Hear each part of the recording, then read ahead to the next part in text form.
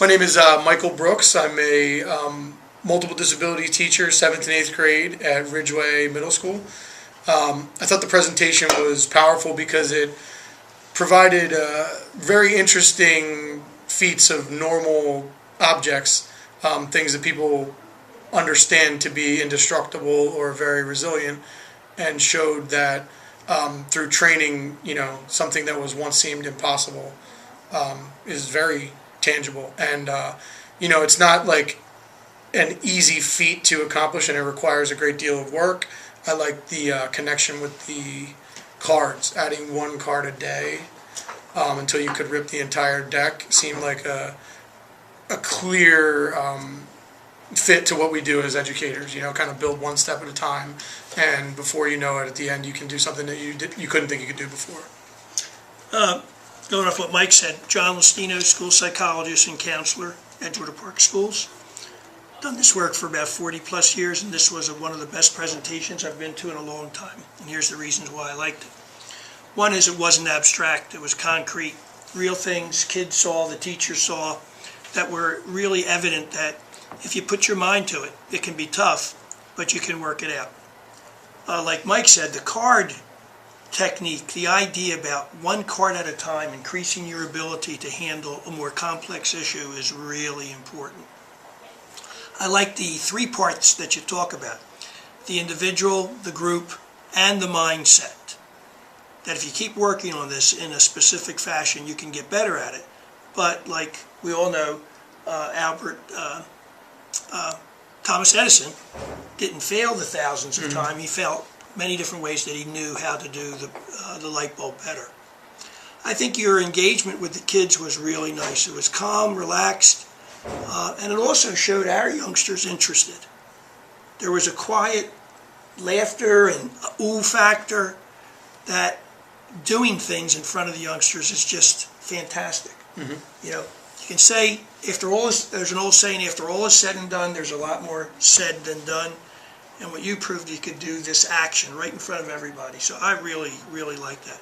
And the background information you talked about in terms of a very important issue related to attention challenges in all youngsters and adults, and how you work on that.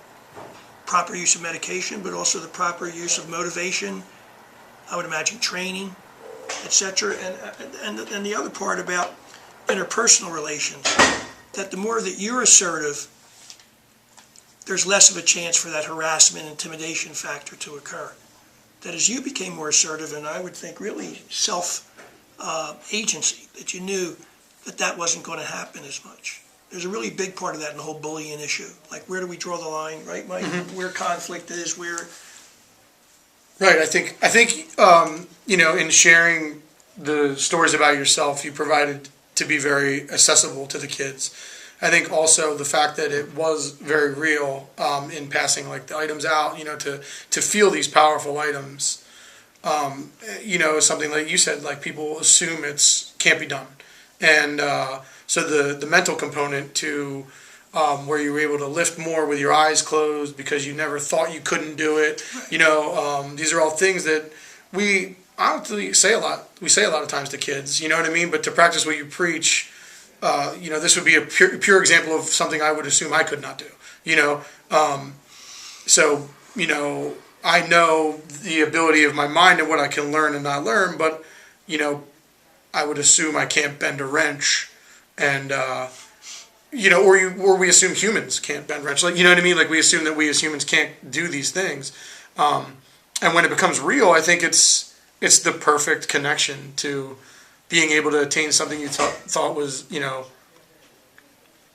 like undoable. You've done the undoable. And I guess basically by presenting like the kids with stories of your life and kind of letting them know how you used to be, might have helped them relate, in different ways, that they might have just thought they were going to see some pretty amazing things happen. I think it became less gimmicky and more a part of you, and your personality showed, rather than just the feats of strength. You know what I mean? So it's a great way to lure them in with the feats of strength, but actually provide a deep connection there too. So. And just one other addition to that Mike makes me think of, it's showing vulnerability.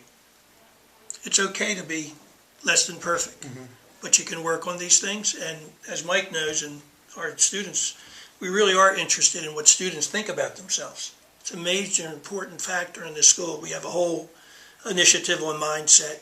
Mike and I are part of the student support committee for our stakeholders group, and it's a great meeting, and we like working with the kids around this stuff.